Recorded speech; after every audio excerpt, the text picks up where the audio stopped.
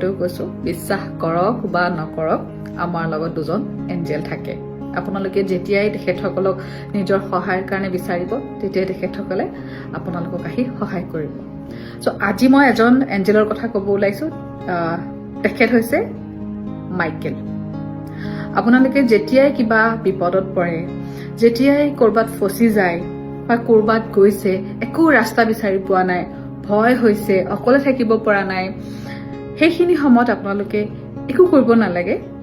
আপোনালোকে মাইকেলক মাতিব, Michael please help কৰা, মাইকেল প্লিজ হেল্প কৰক।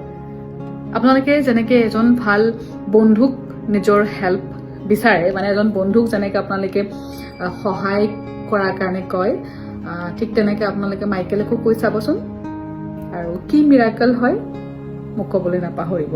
আৰু তেখেতক আপোনালোকে যদি পাৰে ডেইলিও যদি আপোনালোকে চান্টিঙো কৰে নহয়, তেতিয়াও কিবা নহয় কিবা ৰিজাল্ট পাব। Okay, thank U.